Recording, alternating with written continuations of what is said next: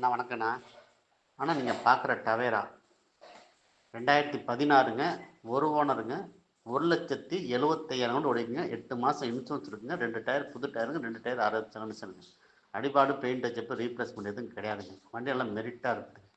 இதோட விலை வந்துங்க 6,80,000 கேட்குறாருங்க. எதாவது ஐடியா இருக்கான்னு பாருங்கண்ணா. வணக்கம் வச்சுருங்கண்ணா. அண்ணா வணக்கண்ணா.